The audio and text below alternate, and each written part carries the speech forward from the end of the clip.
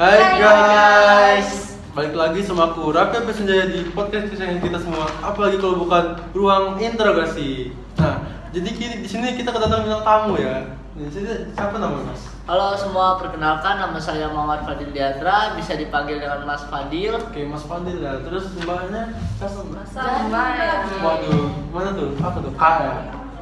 Mana ya? Waduh, tahu deh. Saya. Oke mbak. Oke, jadi mbaknya siapa namanya mbak? Halo, aku Antin. Mbak Antin, oke. Halo, Terus, aku Salsa. Mbak Salsa ya. Oke. Di sini Mas Fadil kesibukannya sekarang ngapain ya Mas? Jadi akhir-akhir ini kesibukan saya itu adalah ngerjain tugas. Ini tugas tuh. Iya, apalagi kan sekarang banyak tugas nih, apalagi tugasnya kelompok. Ah iya itu. Iya. Capek banget sih Mas. Masih capek banget dan makan waktu banget. Benar apalagi kelompok itu. apalagi sekarang ini kita kan kelas 12 tuh ya, sibuk Iya, loh sih. sibuk Benar. belajar juga. Terus kelompok, terus capek banget ya. Dikit-dikit kerekom. Benar. Terus Mbak Antin nih apa Mbak kesibukannya Mbak? Biasalah. Waduh apa tuh biasa tuh? Belajar. Iya. Kita kan sekarang udah kelas 12 nih, udah mau ya? ujian. Oke, Jadi bener. harus belajar. Belajar. Kalian udah mau masuk universitas kan? Benar, jadi biar bisa masuk universitas impian gitu ya. Iya. Jadi Mbak Salsa, apa nih Mbak kesibukannya sekarang Mbak? Sama aja sih, sama kayak Fadil, Antin, kayak gitu-gitu lah, belajar. Gitu ya, belajar. Iya. Jadi kan pada podcast kali ini kan kita kan ngebahas perkembangan politik di Indonesia nih. Aduh, berat Waduh, juga bener, ya. berat. Politik. Takut masuk jurang Waduh. aja. Oke. Jadi gini Mbak Salsa, kehidupan politik pada masa demokrasi terpimpin itu kan banyak ya persaingan partai-partai politik yang menyebabkan pergantian kabinet sehingga tidak mampu bekerja secara efisien. Nah oleh karena itu muncul tuh gagasan untuk melaksanakan model pemerintahan demokrasi terpimpin dan juga kembali kepada UUD 1945. Nah apa sih dekret Presiden Soekarno yang keluarkan itu? Jadi gini, Mas Raffi, saya manggilnya Mas apa gimana ini? Iya masa ya nggak apa-apa.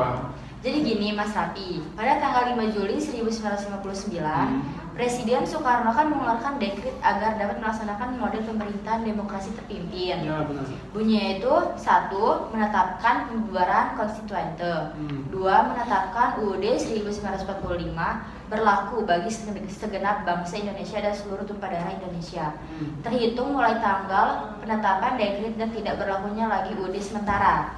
3. Pembentukan MPRS yang terdiri atas anggota DPR ditambah dengan utusan-utusan dan golongan serta pembentukan Dewan Pertimbangan Agung sementara. Oh jadi gitu ya Mas Salsa. Iya. Demokrasi parlementer ini kan digantikan oleh demokrasi terpimpin tuh ya.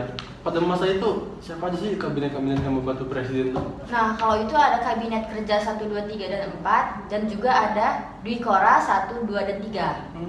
Gitu. Oh iya, katanya pas perkembangan demokrasi terpimpin itu banyak penyimpangan ya. Apa aja sih penyimpangannya? Oh, penyimpangan terjadi pada saat Presiden menunjuk dan mengangkat anggota MPRS. Seharusnya anggota MPRS itu dipilih melalui pemilu, bukan ditunjuk langsung. Betul. Terus Presiden membubarkan DPR dan digantikan dengan DPR GR. Yang ketiga, penyimpangan terhadap Undang-Undang Dasar 1945, yaitu pengangkatan Presiden seumur hidup. Oh, Soekarno itu ya. Ya, dan yang terakhir penyimpangan kebijakan politik luar negeri Indonesia yang condong ke blok timur. Oh begitu. Jadi berarti pada masa demokrasi terpimpin ini pemerintahan Indonesia itu cenderung mengarah pada pemerintahan yang otoriter gitu ya. Iya, bener banget itu. Nah, setelah saya dulu tuh kan cuma ada beberapa partai tuh yang diakui sama pemerintah.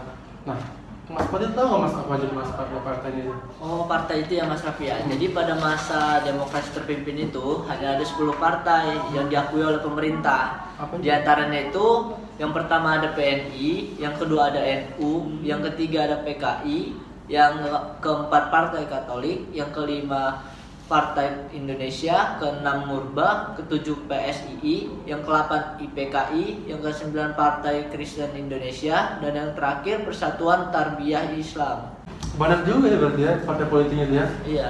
Jadi berarti kalau misalkan banyak gitu Indonesia harusnya banyak tuh yang melakukan politik luar negeri. Apa aja sih politik luar negeri itu kalau boleh tahu? Ada nggak Pak? Bener banget apa yang Mas Raffi bilang tadi. Pada masa demokrasi terpimpin, Indonesia sudah banyak melakukan politik luar negeri terutama dengan negara-negara komunis seperti Uni Soviet, Cina, Kamboja, Vietnam, dan Korea Utara. Kira-kira apa aja sih pergerakan politik luar negeri yang sudah Indonesia lakukan itu pada masa itu? Yang pertama itu ada Old Devo dan Nevo. Old Devo, the old established, ini tuh sebutan untuk negara-negara barat yang sudah mapan ekonominya, khususnya negara-negara dengan paham kapitalisme. Kayak Amerika gitu ya? Iya. Oke, siap. Sementara Nevo, the new emerging force, adalah sebutan untuk negara-negara baru, khususnya negara sosialis. Berarti kayak Vietnam atau Kamboja. Hmm. Oke. Nah, kira-kira pada masa demokrasi terpimpin ini lebih banyak bekerjasama dengan Old Devo atau Nevo tuh? Yang ada sebanyak tahu? Seperti yang dibilang oleh Mbak Salsa sebelumnya ya, bahwa Indonesia pada zaman demokrasi terpimpin banyak melakukan kerjasama dengan negara-negara komunis. Betul. Otomatis negara Indonesia lebih banyak menjalin kerjasama dengan negara-negara Nevo. Hal ini terlihat dengan dibentuknya Poros Jakarta Peking, Indonesia dan Cina, dan Poros Jakarta Phnom Penh Hanoi Pyongyang, Indonesia, Kamboja, Vietnam, dan Korea Utara. Terbentuknya poros ini tuh mengakibatkan ruang gerak diplomasi Indonesia di forum internasional menjadi sempit.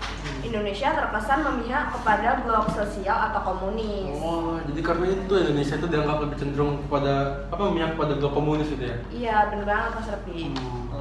Mas Raffi tahu nggak kalau dulu Presiden Soekarno itu ingin Indonesia menjadi mercusuar yang menerangi jalan bagi Nevo di seluruh dunia.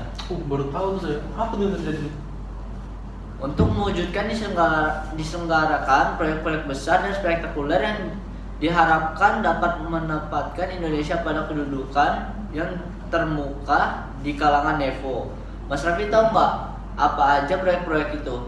Apaan tuh? Jadi proyek-proyek itu diantaranya adalah penyelenggaraan Genevo atau Games of the New Emerging Force, pembangunan komplek olahraga Senayan, dan yang terakhir itu pembangunan Monumen Nasional atau Monas. Oh, jadi pembangunan Monas itu berawal karena itu ya? Iya begitu Mas. Nah, Mas Raffi tahu nggak sih kalau dulu tuh Indonesia pernah keluar dari PBB? Iya, saya tahu tuh. Cuma saya nggak tahu tuh alasannya kenapa Indonesia bisa Saya keluar dari jelasin PBB. ya. Oke, siap, boleh. Jadi itu tuh berawal dari Malaysia yang ingin menggabungkan Brunei, Sabah, dan Sarawak ke dalam Federasi Malaysia.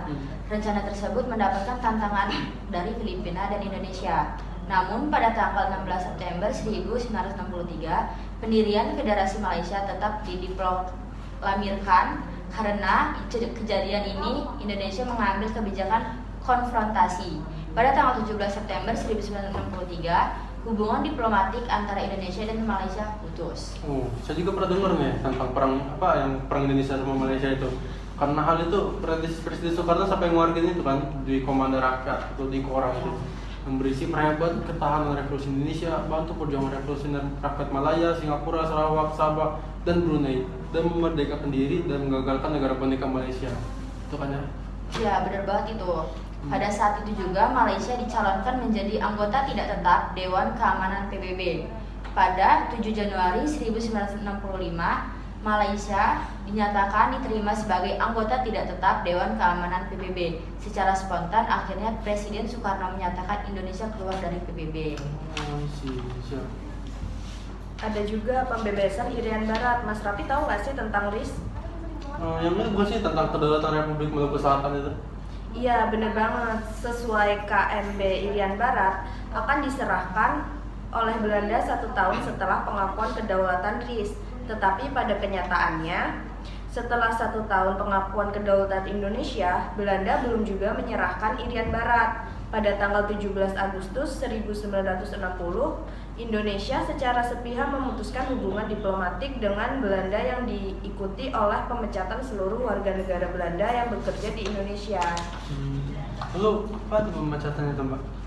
Puncak konfrontasi Indonesia terhadap Belanda terjadi saat Presiden Soekarno mengumandangkan Trikora, Tri Komando Rakyat pada tanggal 19 Desember 1961 di Yogyakarta. Isinya yaitu Gagalkan pembentukan negara boneka Papua buatan Belanda kolonial. Kibarkan sang merah putih di Irian Barat tanah air Indonesia. Bersiap untuk mobilisasi umum mempertahankan kemerdekaan dan kesatuan tanah air dan bangsa. Begitu ingin mempertahankan negara kesatuan ya, jadi kita Yoi. rela berkorban demi bangsa gitu ya. Iya. Lalu apa masih ada lagi tuh politik luar negeri yang Indonesia lakukan? Ada itu, Mas? Jadi masih ada satu lagi nih Mas, Apa tuh? yaitu tentang perjanjian New York. Pada tanggal 15 Agustus 1962 itu terjadi penandatanganan sebuah perjanjian antara pemerintah Indonesia dengan pemerintah Belanda di New York. Kita biasanya mengenalnya dengan nama perjanjian New York. Apa tuh maksudnya perjanjian New York itu, Mas? Kalau tahu? Jadi isi perjanjian itu adalah kekuasaan Belanda atas Irian Barat berakhir pada Oktober 1962. Irian Barat akan berada di bawah perwakilan PBB hingga 1 Mei 1963 melalui UNTEA, United National Temporary Executive Authority, yang dibentuk oleh PBB. Pada 1 Mei 1963, Irian Barat akan diserahkan kepada pemerintah Indonesia. Gitu ya. Ternyata benar juga ya peristiwa yang terjadi pada masa demokrasi dan pimpin ini. Baiklah, karena waktunya tuh udah habis ya. Jadi ini jam berapa aja udah siang ini. Terus orang semua juga ada kesibukan masing-masing gitu ya. Jadi apa namanya? Saya akhiri gitu ya podcast pada hari ini. Terima kasih buat Mbak Salsa, Mbak Antin, terus Mas Fadil Ya, sudah terima bisa kasih. hadir berbagi ilmu di podcast kali ini gitu ya. Saya juga mewakili dari Mbak Atin dan Mbak Salsa. Berterima kasih kepada Mas Rapi telah mengundang kami di podcast Iya. Ruang Interogasi. Ya, Semoga pengalaman kita bisa bisa ya apa? Menambah wawasan. Nah, yang menambah wawasan Wawasan. para penonton gitu ya. Oke. Baiklah, sekian terima kasih atas partisipasi seluruh anggota kru tuh di situ yang udah membantu videoin apa lighting segala macem. Saya Raga Besindaya, pemilik podcast Ruang Interogasi, pamit undur diri. See you. Bye bye.